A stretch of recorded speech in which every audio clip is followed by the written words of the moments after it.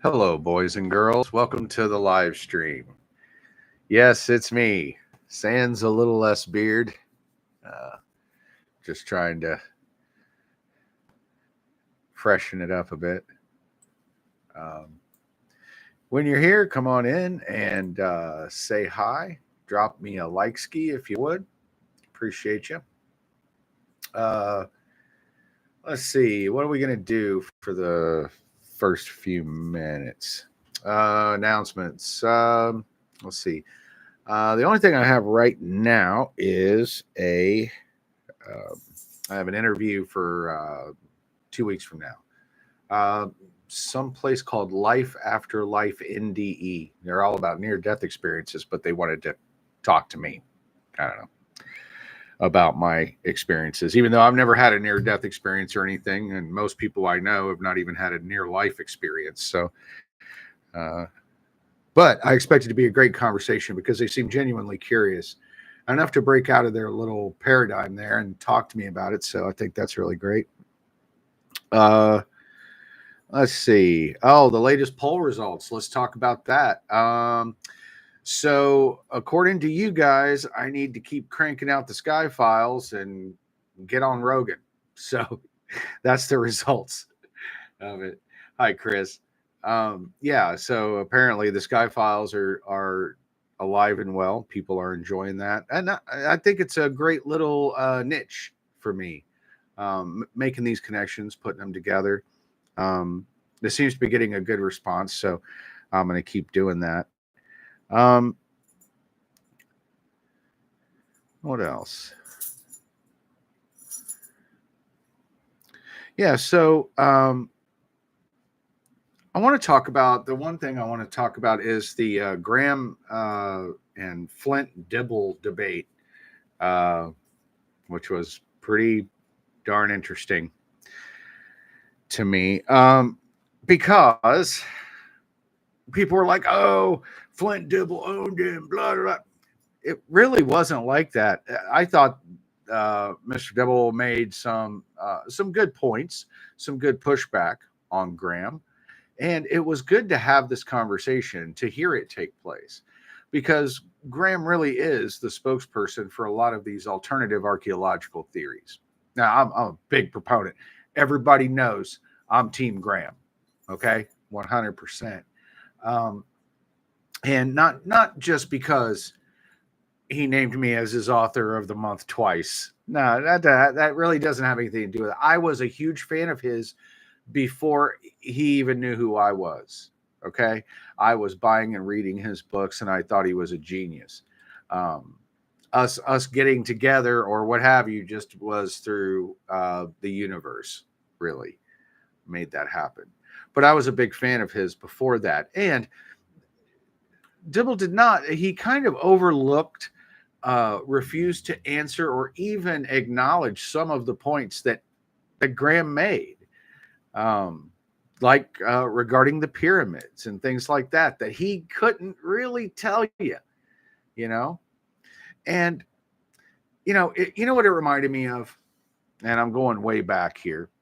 All right, sorry, I'm kind of futzing with my boom mic here. Doesn't want to stay put.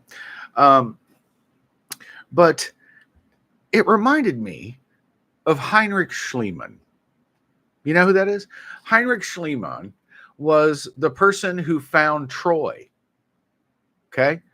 Um, Lots of people had read Homer, the Critias and the Timaeus, and all of these archaeologists believed that Troy was a made-up place.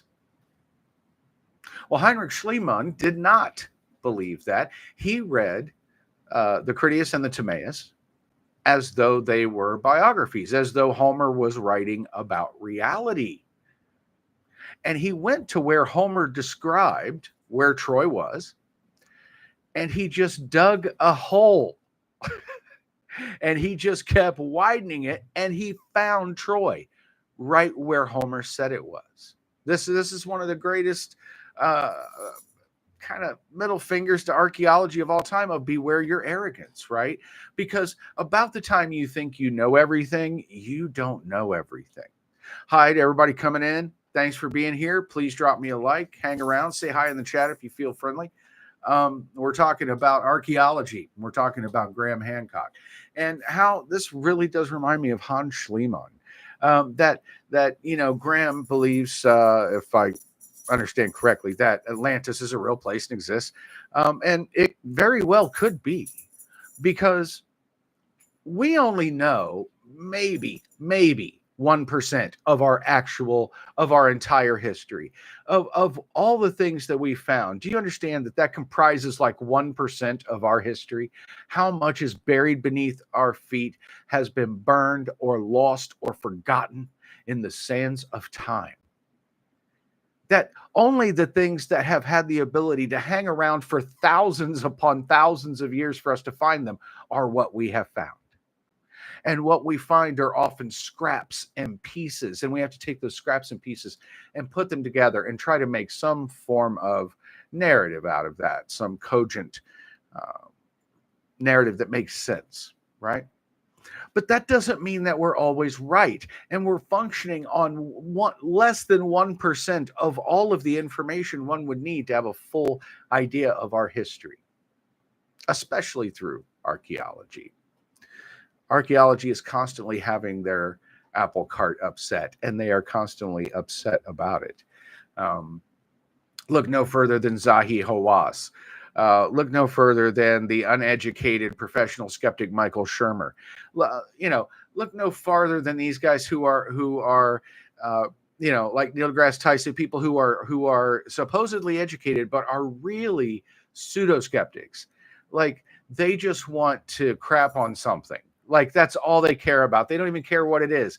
They don't care enough to bother to study it relentlessly for decades, like Graham does, like I do, like people who are actually pushing back against them and against some of this mainstream teaching, not for the sake of doing it, but simply because the information betrays them.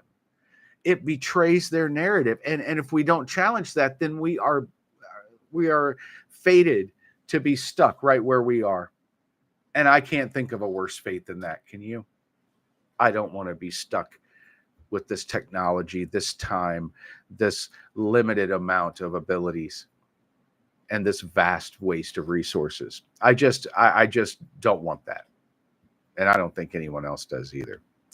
But overall, I thought Graham came out looking a little bit the weaker. However, he made some extremely interesting points that couldn't be answered. Like, now, I think that where Flint Dibble kind of made some points was on the Bimini Road. I don't think that there's no evidence that really says that the Bimini Road is a man-made structure. Now, it very well could be. It very well could be. But unless we have some direct evidence that says so, merely looking at the place, just merely looking at Bimini Road, well, it doesn't really look like it's not a road. It's these like pillow-shaped, stones that are under water in the ocean. But at the same time, we have to also concede that there are processes on this earth that do things that we don't quite understand. They make patterns or, strange occurrences, things like that happen in geology. And we've seen those things. But where I feel like Graham got some of his get back was when it came to Yonaguni. When you look at the pictures of Yonaguni off the coast of Japan, and you see these gigantic, megalithic, step-carved structures that are symmetrical, that are matching in size and in width and in length and in angle. Well, now we're talking far beyond nature now, because nature doesn't do straight lines. Nature doesn't like symmetry. Everything, including us, are asymmetrical to one extent or another. So perfect symmetry tends to be the one thing that eludes nature and stands out to the human eye as something which is man-made. But overall, I felt like it was a great discussion. I'm not sure that Graham necessarily came out the winner. I think he certainly won the charm contest, although he kind of let me down a bit. And the reason I say that is because he was very snarky, and it's understandable. It really is. And I'm guilty of this myself. But when he kind of snapped at Dibble a little bit, it was like, well, have you been there? Because I've been there. And if you haven't been there, then you can't talk about it. I felt like that was very childish. That was a very childish argument. However, well, it was childishly made, but I do understand his point, because if you've seen something in pictures and I've been there, well, I'm pretty sure that I'm more familiar with the site. I've seen things that you haven't seen that pictures generally don't show. And I proved this at the Coral Castle. I've been there 4 times. I know more about the Coral Castle than anyone on the planet Earth. And I wouldn't unless I had actually gone there and seen some things for myself. So I do understand his argument, but I really thought the way he made it was very childish. And it showed that he had a lot of frustration with some of this unscientific pushback that he gets from people who are supposed to be representing the scientific community. So, but I don't think it was his best performance. I think that he didn't concede in a couple of places where I felt like he should have. But I feel like Flint Dibble didn't either. He had some good points made on him, and he did not concede or acknowledge them correctly. And this is kind of what's wrong with a lot of debates that we see, is that these are really shows. They're for entertainment. Do you think that if I debated Neil deGrasse Tyson on physics, that it wouldn't be the 4th of effing July in there? Of course it would. Of course it would. However, what I would like to think is that I'd be enough of an adult that if he scores a point, I count the point. Emotion out of it, ego out of it. If you're right about something, you're right. If you make a point, I go, you know what? That's a good point. I'd like to think I'm that much of an adult. I mean, that's yet to be determined after 50 some odd years. But I do tend to give people credit when they're right, because it costs me nothing. It costs me nothing to say, you know what? That's a good point. Like, anybody can come up with a good idea or have a good observation. I mean, that's been my argument all along. I'm nobody, but I can do things sometimes in ways that other people can't. And so I'm valid, because I'm not famous or anything like that yet. Then, that doesn't mean that I can't be right. And that's been my argument about wanting to debate Neil deGrasse Tyson. Oh, you're nowhere near his fame. That's right. I'm sure not. I don't get nearly the clicks that guy's going to get. But that doesn't make me wrong. Since when has being popular ever made you right? It's usually the opposite. The fact that I only get 30 clicks tonight makes my day, because I know those 30 people really care about this. That those people see what I see. And that's important, because we start small and we grow. And we have been growing, by the way. And I'd like to encourage you, if you haven't subscribed, please take the time to click that little red button. It's right there. Or is it over there? Is it there? Maybe it's there. I don't know where it is, but you click it, because I'd like to get to 1,000. Okay. By the end of the month, I'd love to be at 1,000 subscribers. I think that's a great goal. It's only like 30 some subscribers. So let's make it happen. And we'll do more lives. We can do like maybe some super chats if people have questions. They want to come in and ask me things or what have you, or just make a statement about something, current events. Be great. So, so that was my thoughts on the Graham Hancock Flint Dibble debate. I thought it was a mediocre showing for Graham. I feel like some of his arguments were shown to have vulnerabilities, because even though I love Graham to pieces, I also love him enough to tell him the truth. Okay. He kind of blew you up on a couple of things, but there are some things which even he couldn't answer. And it was a great litmus test for some of those theories. That you have these, these archaeologists who supposedly have an answer for everything, but you go Yonaguni and they go, I don't know. You see, because this is where we get into the muddy waters. Like, you know what I mean? Because we're like in between geology and archaeology with a lot of these underwater structures, right? You say, is it archaeological or geological? There's a lot of trying to figure that out. And I feel like Graham knows what he's talking about with Yonaguni. And when he said, and this is the one thing I was like, no, you back up on that guy, because Dibble, because he was saying that Yonaguni did not have features that were reminiscent to Sacsayhuaman, which is untrue. And Graham showed the photograph, and it was like a whole rock bed that was just carved. Steps were carved out of it and rounded around the corner, and it did look very similar to what you see in certain parts of Yonaguni. It does look similar, and he wouldn't concede that. And even Joe Rogan was like, "Nah, it does look like that, dude." Like, and that's when Graham was like, "Well, have you been there? Because if you haven't been there, then you don't know, and you can't talk about it." When I'm like, "You can talk about the Coral Castle. You know, maybe there's something you noticed I didn't. The odds of it are slim." But you can talk about it. I just don't think maybe as authoritatively as someone who's been there 4 times. Like there is a difference in our experiences, but anybody can make an observation or a point if they can access that data. But clearly Flint Dibble could not do that. And he could not concede that point that, no, it does look like that. And you can see whether he's right or wrong, that Graham was comparing things correctly. And you say, yep, that looks like that. Now, does that mean that's what it is? No, but it does give you, say, prima facie cause to keep exploring, to keep looking at it, to keep trying to find things.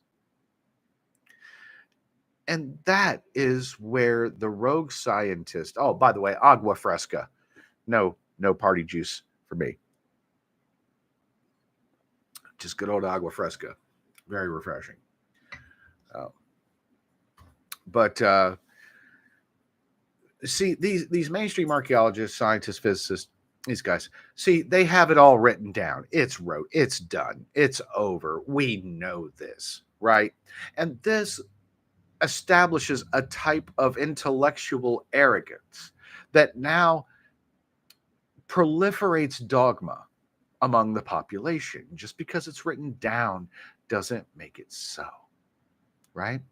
And when we find information that contradicts what's been written down, what we need to do is we need to get our big old erasers out, and we need to take our big old egos and pop them like a balloon and say, what's right is right.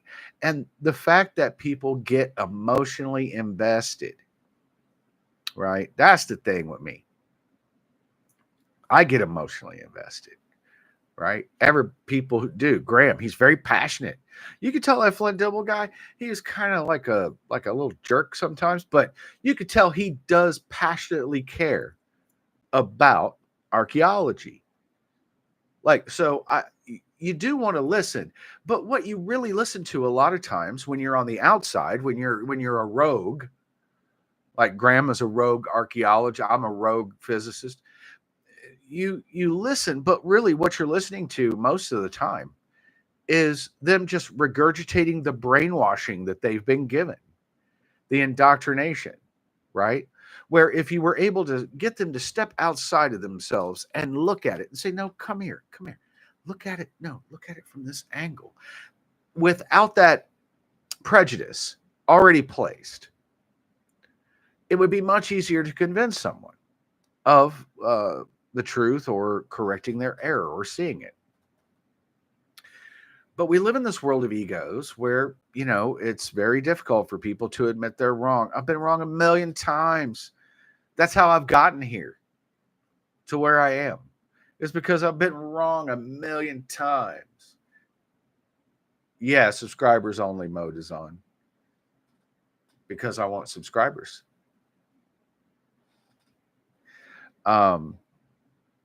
So I'm hoping that will encourage people to subscribe so they have the ability to participate.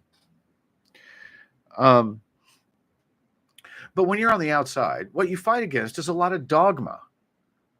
And as I said in my lecture, dogma is what happens when intellect loses objectivity.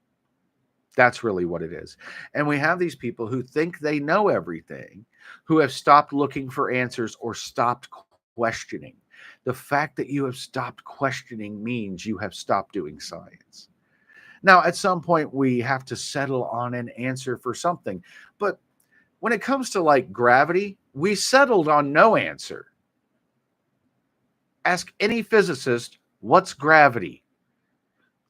They don't really know what makes gravity. They don't really know. What do we do with it? They have no idea. It's only the foundation for our physics, and it's 3 shrugs and you're out.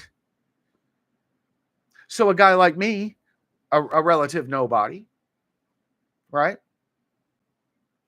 A relative nobody, just your average, everyday, lifetime member of Mensa, twice best-selling author who's been on the History Channel, a loser, as people in the comments section would describe me. Like, but, somebody like me says, oh, excuse me, hold on. This physics, right? Foundation for everything. And what is the foundational principle of all these? It's gravity. Oh, great. Okay, so we know what it is. Fantastic. What is gravity? Well, how does it work? Well, what can we do with it? Okay, so I'm sensing there's a problem with science. Is it time to be scared? Because all these people who claim to know so much about physics and gravity, they don't seem to be able to do fuck all with it, right? Neil deGrasse Tyson says, I think I understand gravity pretty well. Can't do a thing with it. The only thing you can do is fight it and predict it. Hey, I can do that with hurricanes. So that doesn't make me a meteorologist. Now does it? Right? So it's like we need to tamp that arrogance down and become humble. Stephen Hawking, he was brilliant, but he also had a measure of humility about himself, where he was able to say, we don't know. We're trying to answer some of the biggest questions in the universe, and guess what? We come up short. Stephen Hawking, the most brilliant physicist of all time, said, we don't know what gravity is, or we don't know what gravity is or its principal role in the universe. Ouch. They're a bunch of guesses predicated upon guesses. Now, if they're guesses predicated upon guesses, now don't tell me what you know. If you can demonstrate your knowledge, this is what Ed says. And did Ed Leedskalnin demonstrate his knowledge of physics? I think so, to a very masterful degree. What has Neil deGrasse Tyson done to demonstrate his knowledge on physics? He's sitting backstage of the Colbert Show, finishing off the cheese plate. This guy's done nothing. He's done nothing for physics except walk around espousing his knowledge of it. So somebody like me comes along and says, excuse me, but physics has been going on for 360 years now, and you've had gravity the entire time. Now, after 360 years of studying gravity your way, what have you been able to do with it? Nothing. Well, you can't generate gravity? No. Manipulate gravity? Can you defy gravity? Oh, hell no. Okay. So maybe let's start looking at, let somebody else have a crack at gravity. That's all I'm saying. Is there anything else that a 22-year-old from 1665 would tell you that you would believe today would be true? No, just the foundational principle of all our physics. That's it. Do you know that gravity was invented before toilet paper? That's how far back it goes. No improvements. No Charmony cushion for the gravity that we've had since 1665 by a 22-year-old guy before there was physics, with no instrumentation, no measuring, no way to calculate. He could calculate like a fall. He could calculate that, and he could calculate the mass of the object and the rate of the fall. But he couldn't calculate which direction the force is going in, which he did anyway. but he said it was a pull when gravity is a push, and anybody who tells you differently is lying or misinformed. But he chose certain things in his inductive reasoning, which is when you're guessing without the facts, right? That's really what inductive reasoning is, right? Is when you're guessing without full knowledge of the facts, which he knew he was doing. He knew that all his theories were going to be based on inductive reasoning, where there was no way to calculate or measure. He had no technology, no measuring devices, nothing. But he's just going by what he believes he is seeing. Okay, well, that's fair, especially when you're the first one to really notice it. That's okay with me.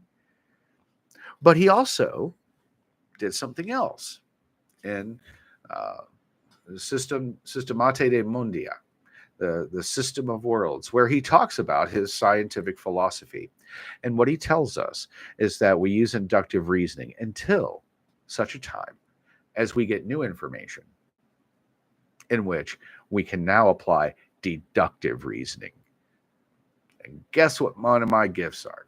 Deductive reasoning.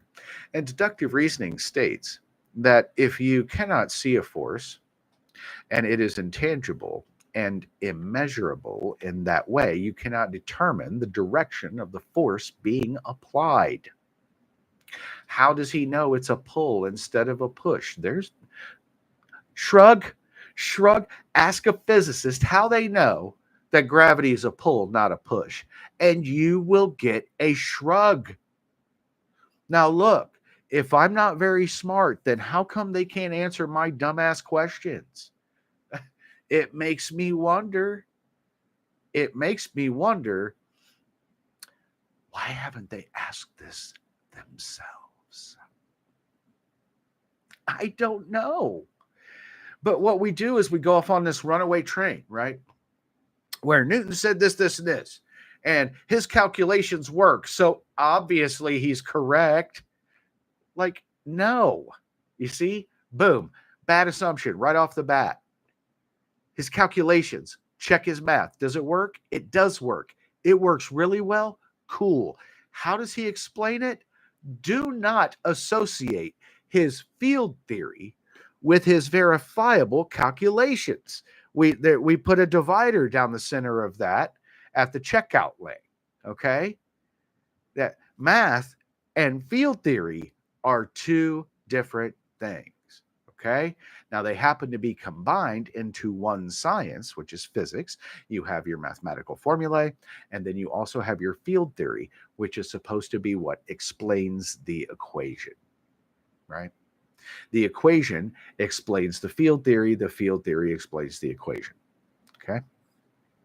However, Newton's field theory was based on whatever he just thought. It wasn't based on, you can't go back and tell me what the logical reason was that he chose to make gravity a pulling force. He said it appears as though objects are being pulled in a straight line down toward the center of the planet. That's fair. It does appear that way, but it could also equally appear that they are being pushed down in a straight line to the planet. Could it not? You see, and there's a 50-50 chance there, and he guessed wrong based on what I've been able to understand about physics, that gravity is the pressure of space-time around an object pushing down on all sides. And depending on the mass you displace in the planet depends on how much the tensor field of space-time pushes back down and resists you. That's gravity. Well, why does this matter? Blah, blah, blah. I'll tell you why it matters. Because think about what we were just talking about the other day with the Philadelphia experiment, right? The Sky Files, the Philadelphia experiment. What do we find that happens? We find that using Einstein's theories, directly using Einstein, based on Einstein's theories, okay, they wanted to bend light around the USS Eldridge and hide it from the enemy. It seems like a great plan, right? Like you bend light around you, it's camouflage, right? It's like Predator style, but like back in the 40s. Pretty ahead of its time. Yeah. But the problem is Einstein's field theory.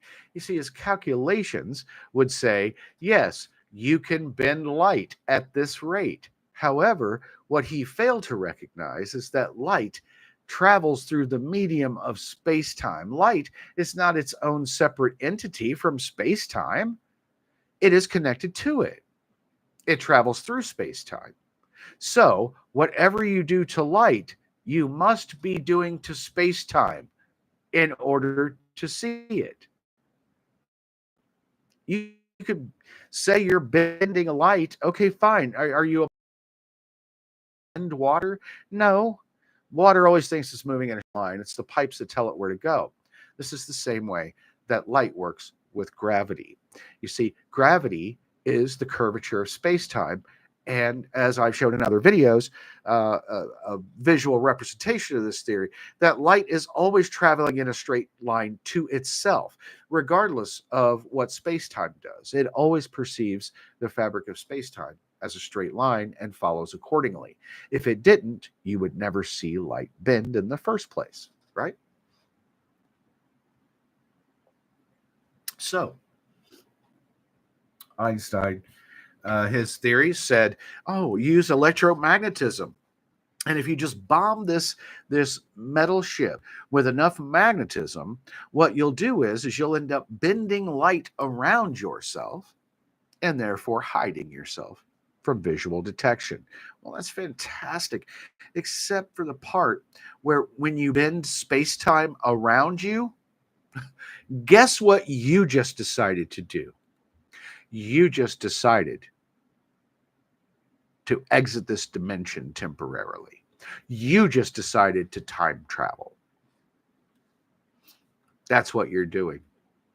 And if you're going to time travel, may I not suggest an open air, unpressurized, non-degaussed craft in which to do it, right? Because what happened, the result of that, were these people becoming merged and phased into the ship. And the reason for that is because when they left this dimension, the laws of physics no longer apply. The laws of physics apply to this universe, this dimension. When you go into another dimension, those laws are not guaranteed. And what seemed to be happening is the people and the ship began to phase into each other. And then they popped back out once the power was cut. They pop back out of this dimension. They unfold space-time and find themselves in another place and in another time. What I think they were lucky about is they still found themselves on the planet and not floating out in space. But you see, this is why field theory is so important. Because Einstein's calculations said, oh, if you want to bend light the way that we see it bend and everything, well, you can do it doing it this way. But what they didn't understand was that the consequences of bending light is to bend space-time to do it. And when you bend space-time, now you are functioning at an entirely different level of physics. That you better know exactly what's going to happen when you do this, or else there will be disaster. And I could have told them this right off. I would have told them right off, you're not going to bend light. You're going to bend space-time, and that's going to be catastrophic. Because I know through my physics research that in order to bend light, you must bend space-time to do it. We know this now. We can see it. We can see it. And the USS Eldridge and the Philadelphia experiment actually corroborates my findings on this particular subject. You know, and I learned a lot of this from the Coral Castle, from studying Ed, because his understanding of physics is much different than mainstream academia. And I can tell this because he can do things they can't do. So I've decided to believe in the person who can demonstrate their knowledge of physics rather than people like Neil deGrasse Tyson who can simply talk about it. He's the guy who'll sit in an armchair and tell you all day long like how the Coral Castle was probably built. This guy isn't ever going to try and lift a stone. It's all theoretical. It's all gas. Neil deGrasse Tyson. It's all hot air, man, of him trying to convince you how smart he is while doing absolutely nothing of benefit for the human race. But, so, by the way, when you go down to the Coral Castle, a friend of mine, I was talking to him today, and I was like, you know what? My Spanish is getting better. They sent me a meme. It was in Spanish, and I was like, I'm pretty sure it says this. And then I checked, and I was like, oh, look at that. It really does. But it does pay to know your Spanish. One time I went down to Coral Castle. I think it was the first time. And as is no surprise, being 90 miles from Cuba, Miami has a large, wonderful Cuban population. And we were starving after the Coral Castle, and the only place that was really close was across the street. And it was a sandwich place. And I have this thing. I love Cuban sandwiches. They're the best sandwich. I'm just going to say it. But so I was like, oh my God, Cuban sandwiches. Come on, let's go. And my wife at the time was a let's just say brownish person who had kind of a pan-racial loveliness. She looked like she'd be Middle Eastern or Mexican, or like she basically, everybody thought she was everything, when really she was just like, she was white basically. She talked white, she thought white, she acted white. And so we go into the Cuban sandwich place. I'm going to get me a Cuban sandwich. And we get in line. As we get in line, all eyes go to me. And they look at my wife, who looks just like them, and then here's me, shining in the sun. And you see a lot of looks and people kind of murmuring, And so we're waiting in line, finally get up in line. And the guy said, "Cuando se puede, what do you want? Whatever." And my wife, who everybody has been waiting to speak for me, now looks at me and goes, "What?" And so I had to turn to the guy, and I was like, "Dos medianoches, por favor, y dos tazas de café, y dos flans. Muy delicioso. ¿Cuánto cuesta, señor?" And so I ordered for us in Spanish, and then asked him how much it was. And everybody in there, their head just went down like, I'm an asshole, I'm a bad person. But I was like, no, it was okay. Because, it's perception. People judge books by their cover. The brown person with me didn't habla a palabra in Espanol, okay? But I knew enough to basically keep myself alive in an emergency. I know how to order sandwiches, coffee, and flan. And but it's just funny though, how like things you learn come in handy sometimes. Like you think that lifetime membership to Rosetta Stone is a waste of time until you need a sandwich and a cup of coffee from some awesome Cuban people. But I just thought that was fun story. It was just like, I love when like you defy people's expectations. Like they think one thing about you, and then like they find out they're wrong. They're wrong. That's just fun. What else did I have on the agenda today? Anything else? Oh, last thing. Yeah. I want to talk about two things, actually. John Oliver. John Oliver's Last Week Tonight episode on UFOs, which has gotten like 4 million views. I have to tell you, I am super, super so disappointed in him for his uneducated and snarky take on such an important subject that affects the lives of people. A very gaslighty episode, in which a show that I generally enjoy watching. I feel like it's usually a pretty informed program. And this time I could not believe the amount of ignorance that was shown. They didn't even mention abductees. And I've noticed this. Even in UFO communities. People don't want to talk to the abductees. It's scary, right? It's spooky. People don't want to be scared. They want to be titillated. They want to be entertained. They want They want to be challenged, but not too much. Not too much. You see, they want to believe it's true, but they don't want to know it's true. There it is. And I saw John Oliver, this famous guy, who is making a mockery out of my life's trauma and pretending that it doesn't exist. It's just the biggest slap in the face, man.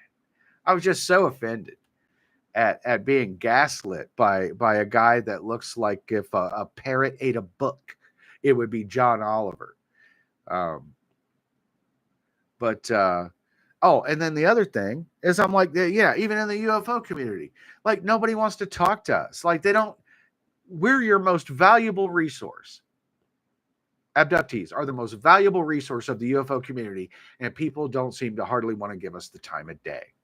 You know, I noticed that they were talking about this Skinny Bob video from channel Ivan 0135. I think that's correct.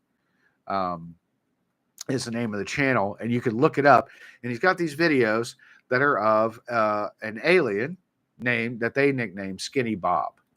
And people are like, oh, is it real? Let me give you my take on Skinny Bob, and we'll break down the video, and we'll look at this and look at that. And you notice what I know, not a goddamn one of them did, is ever ask anyone who has met them.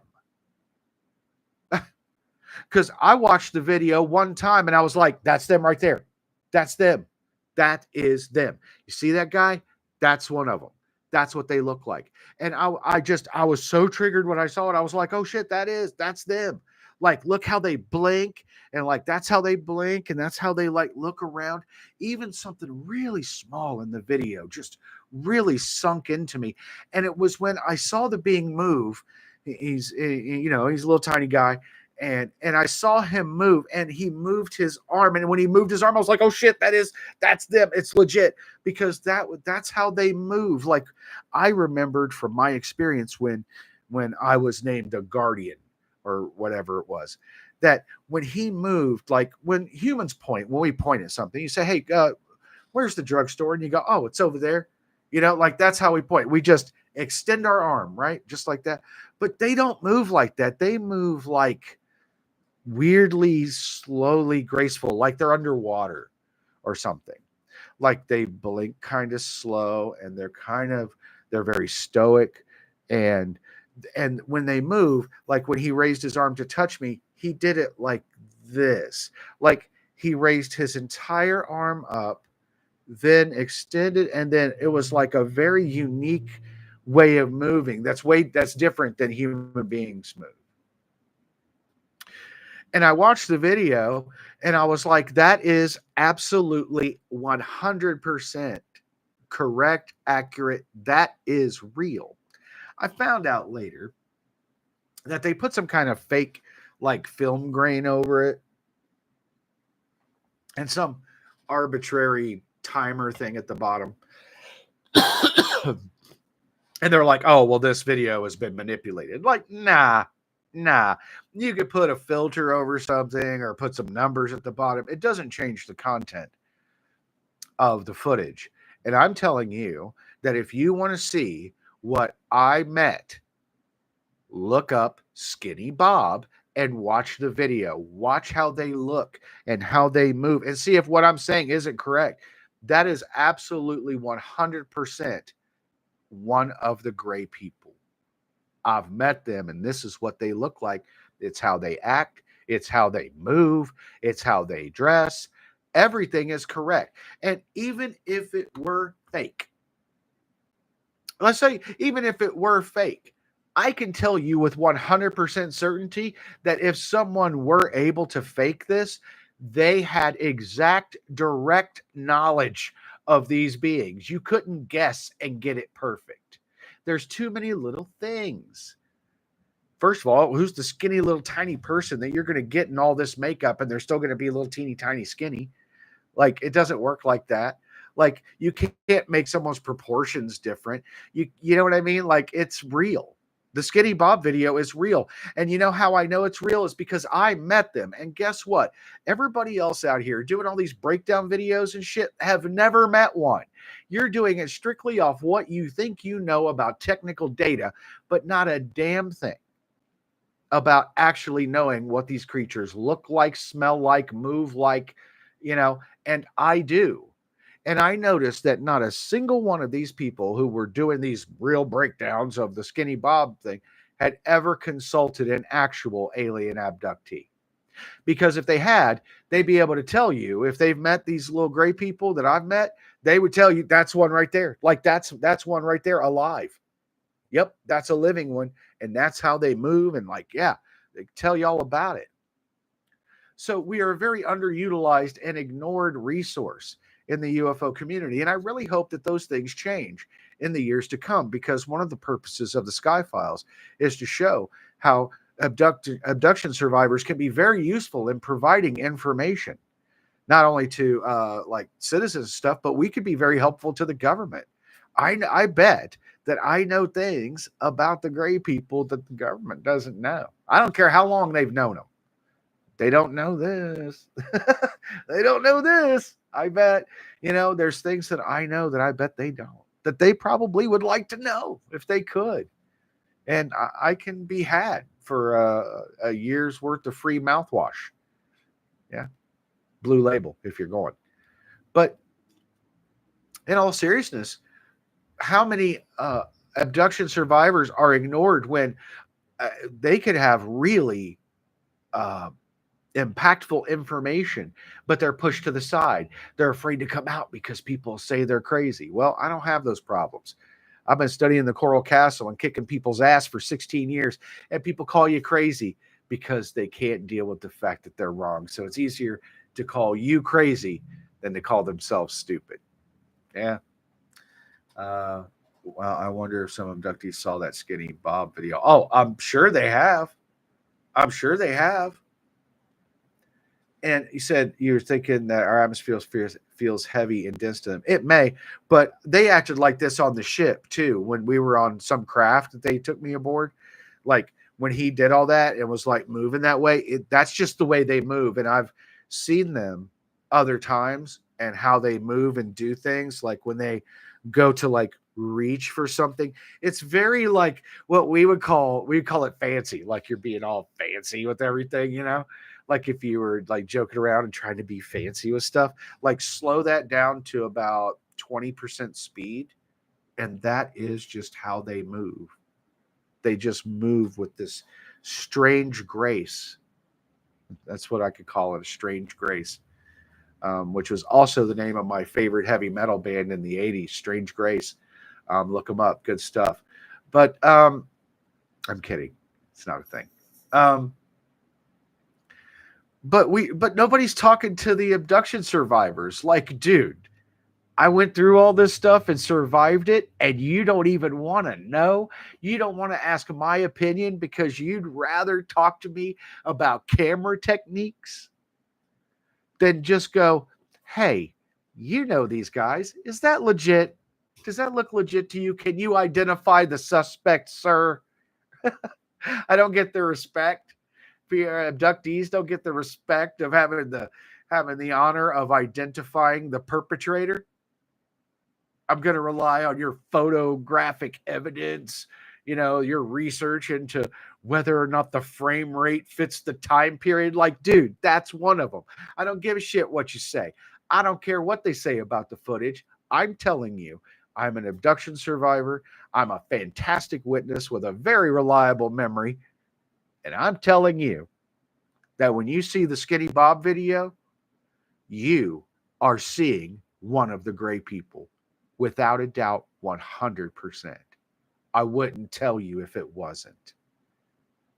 I wouldn't do that. There'd be no reason to put myself out there, except for the fact that I absolutely know it to be true because I've met them. I've interacted with them. I've communicated with them. I've interacted with them physically. I know what they look like. I know what they move like. I know what they smell like. I know these beings. And people other than me know these beings, and we aren't being talked to. We are an under and unutilized resource when it comes to establishing a firm base of knowledge about the beings that come to this planet and what their agendas are. And we have to change that around. You know, we have to start giving the right people their flowers. Huh? We got to start giving the right people their flowers. I don't just talk. I act. I do what I walk. I walk the walk and I talk the talk. And I support people who I believe in. You know, I don't have much, but I try to slip a little bit here, put a little bit there. Hey, tuck that in there for that person, because I want to keep this going, and every little bit counts sometimes, you know. And I try to really live my principles. And one of them is telling you that the God's honest about aliens and UFOs and what I know. And I think there's a lot of people out there who'd be happy to help you if you just listen. All we have to do is start listening to people and stop being such a goddamn cynical hack of a person that everybody's lying and everybody's on the take and everybody blah, blah, blah. It's not true. You think I'm sitting here talking to 4 people because I need attention? Hey, Cody, how's it going, man? Try to talk with Linda Howe. She won't respond back. Yeah, I get that too. You know what's funny, though, is when I went to Alien Con, 6 years ago? Yeah, no, 5.5, 6 years ago. 2018, Alien Con. She sat right next to me on a bench and never said a fucking word to me. I think she was getting ready to do some speaking thing, and I was just there as, fanboy. And I wanted to meet and get my copy of Chariots of the Gods signed by Eric Von Daniken. I wanted to meet everybody, and I did. It was great. But I didn't try to meet her or anything like that. I had just gotten to the function, and I was looking. I just came in like the UFO welcome Alien Con thing, and took a selfie, blink, and then I went in, and there was a bench, and I was like, oh, let me sit down, let me text my wife at the time, let her know I'm here, blah, blah, blah. And as I'm sitting there doing that, Linda Moulton Howe drags her little cart as a milk crate with books and papers and stuff that she was dragging with her, and she came and sat down right beside me and got on her phone and was doing stuff or whatever. And it was just hilarious to me that she was just as stuck up in person as she is in email. What's going on here? Gypsy! Hey! What? Gypsy's in the house. What's going on? What's good with you? Welcome back to the fold. Welcome back. Glad to see you. The triumphant return of Gypsy, everyone. She came in just to steal the spotlight from my live stream because she's kind of more popular than I am. And some people aren't adults, they got to kind of be childish and rub it in your face or whatever. But no, I'm kidding. Glad to see you. So you notice that even the UFO shows, right? Look at all the UFO shows, stuff like that. They're not talking to abductees. They're not taking us seriously, because to take us seriously means to take this seriously. And we don't want to take it seriously yet, do we? No. People are still frightened. People are still scared. People are still unsure of what to believe, And that's the biggest problem. Because when nobody knows what to believe, they don't want to believe anything, right? So that's my mission with the Sky Files and with the live streams and all that kind of stuff. And I hope you click the subscribe button. I hope that you stick around for more of this stuff. But I'm going to give you my best information. Okay. And there are other people who are out there like me who will give you their best information. It's not all glamorous. It's not supernatural. It's natural. It's not, you know, it's just a real thing that happens. And it's a real situation that we need to deal with. And it comes with a lot to know, right? There's just a lot to know about it. And you have to know who you can trust, right?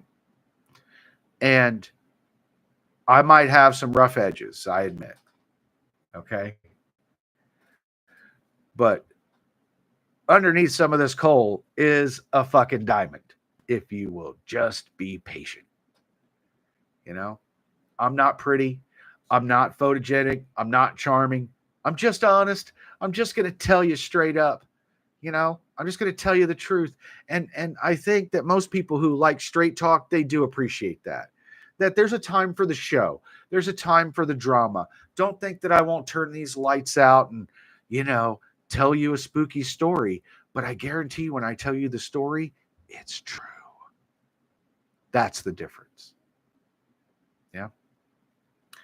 And yes, I do have a book to sell. Yes, I make a living doing that. Yes, I make a living, speaking and writing books and talking about this subject. But the reason that I can do that is because I have something valuable to tell you. I don't think you want to work for free, right? So it's not like an agenda. I was doing this before, how many years I was collecting this evidence. I wasn't trying to write a book or get famous or be rich. I was trying to prove to my bitch of a wife that I wasn't crazy, that I was tired of being gaslit. I was tired of people thinking that I was crazy or a liar or making it up, you see? Because when you have this kind of perception, like you see what other people don't see all the time. And it's just like walking around with x-ray specs on your whole life and you watch other people bump into shit and you're like, how do you not see that? Right? But on this, I absolutely had to come out because I saw too many people gaslighting this subject. I saw too many people like Stephen Greer who are out here grifting people off of this.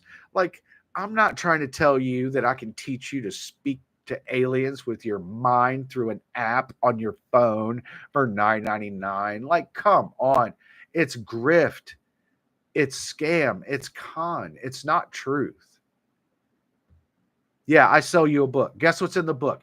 Evidence. Not hopes, not dreams, not promises. Evidence. And evidence that will be valuable to you someday because you'll say, oh, I know about that because I read about it in a book. Right? And, or, if you attend one of my lectures, you'll hear things probably that you didn't read about in the book because I have 40 years of experience and I didn't put everything into 216 pages. And so you'll come away saying, oh, I learned some things I didn't know. I was shown some things that I had never seen. I have value. And this is my value to you, is that I'm very good with I'm a very reliable witness. I have a great memory. I'm good at pattern recognition, and I just don't have a filter, and I'll just fucking tell you. I'll just tell you, this is what they said. People say, well, why this and why that? I don't know why. People say, well, why don't they just manipulate their own DNA? I don't know. It sounds like a fucking them question to me. That's not a me question. I'm not their spokesperson, okay? I simply tell you what happened. That's all. I take no responsibility for anything other than just telling you the truth. What you make out of it, that's you. Okay. I make my own idea of what I think's going on with things. And I may share that, but that doesn't make it always like necessarily like a fact. It's just like that's my feeling on it or my perception at the time. But I'm not here to explain them or to answer everyone's questions. Like people ask me like, well, have they told you anything about like the afterlife or about God? Like, no, we don't have those kind of conversations. They tend to be very practical conversations, with very little exception. But the information I'm giving you is good information. I absolutely stake my life on that. Okay. And I'm risking it to tell you. because I'm sure there were people who would not like you to know the things I have put in that book and put in these videos.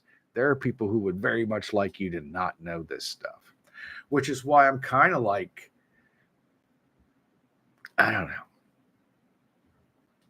like shadow banned or whatever it is, Like I'm getting a little more traction. Like I'm getting people, you know what it is?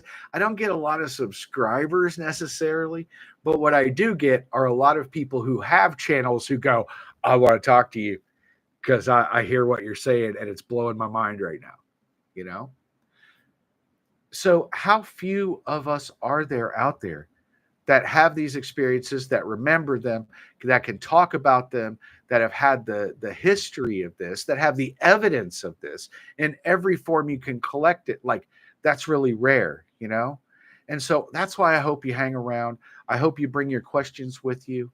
I'd like to get up to 1,000 subscribers. So if you like the channel, if you find me either entertaining, educational, or amusing, click the subscribe button, hang around, because I'm sure there'll be more of whatever that is coming up shortly. But let's see, we've got a.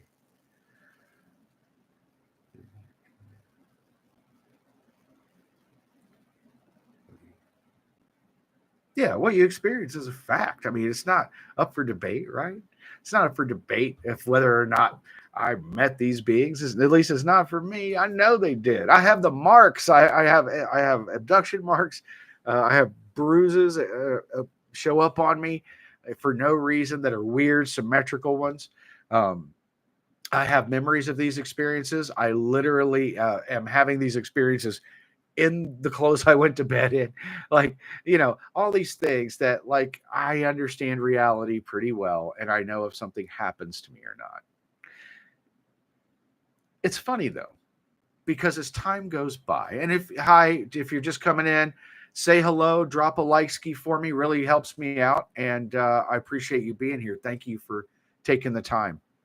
But the longer you would think that when something incredible happens to you, right? You think the longer the time goes on, the less believable it will feel to you, and it's actually the opposite. These handful, half a dozen experiences that have really been the most impactful or traumatic experiences are some of the most real experiences of my life. That I have better memories of these things than I do about many other things that have happened to me in my life. That you would think it would be the opposite, that over time that reality would fade. But every time I think about it, I'm taken right back there. I can walk you through it all over again from the beginning because I remember every single facet. My brain said, this is too important to ever forget. And so this may be the only memories I end up with after a certain point. If the cheese slides off my cracker, this may be the only thing I really have left to hang on to, because that's how real these experiences have been for me.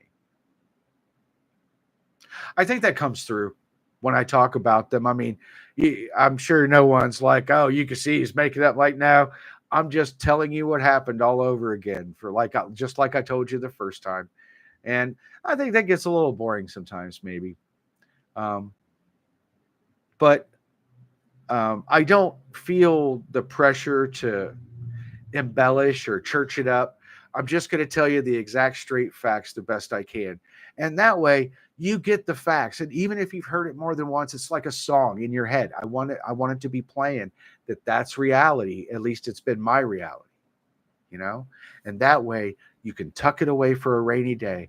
And if something like that ever happens to you, you can compare it to your own. And then you can know I'm not alone. Other people have gone through this. It's going to be okay. Right? It's going to be okay.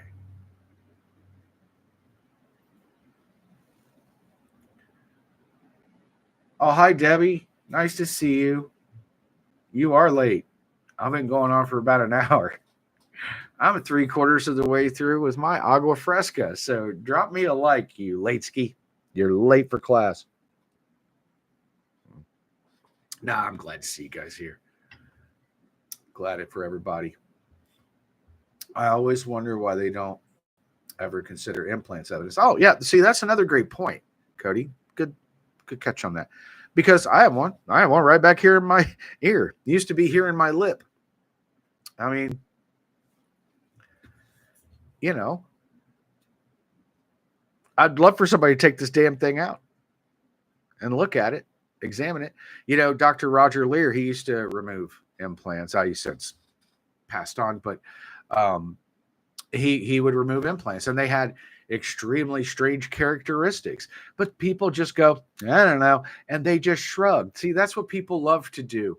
I was even on a show called The Unexplained because people don't like the explanations. They want to put, and this is what the producer told me. I said, well, I have this answer and this answer and this answer. And he said, we don't. No offense. You're very smart. We don't care. He's like, people like the questions. They don't want the answers.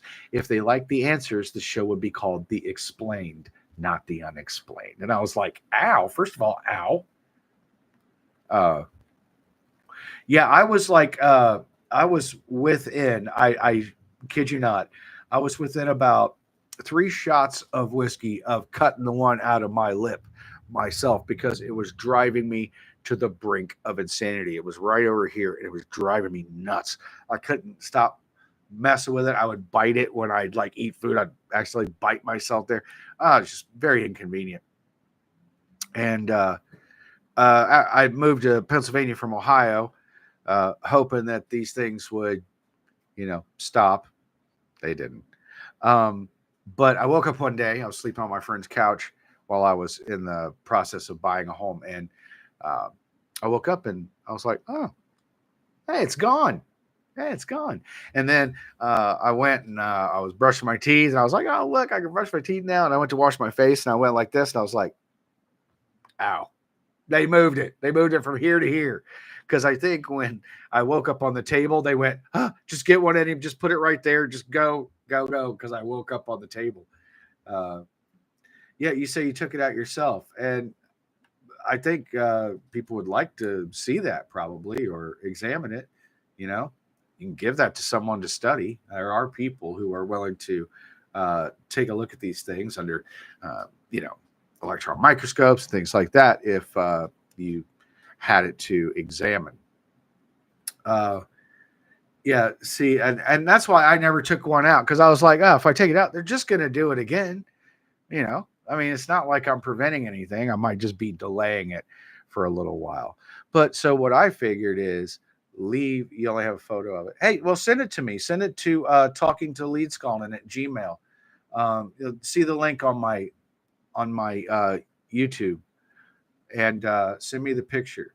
And if you want, I'll take a look at it and tell you what I think.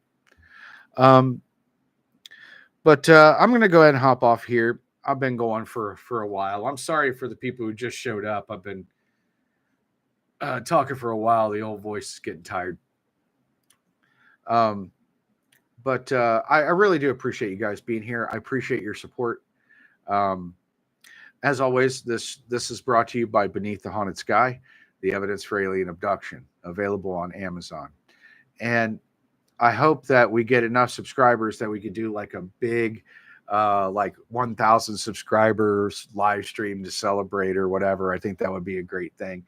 Maybe do like a 2-hour, like big, whoop-de-doo live stream and just kind of celebrate and have a good time and talk about whatever we want, So anyway, I hope that you enjoyed this live stream.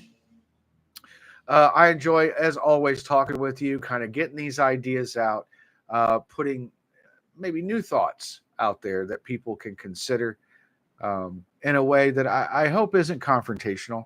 But at the end of the day, even if it has to be, it's more important than just allowing things to be passively noted. Sometimes we have to put emphasis on the right syllables for people so that way they understand. But as always, I hope you have a wonderful evening. And I was very happy to see all of you. And I hope to see you on the next one. You guys have a great night. I'm RL. Bye-bye.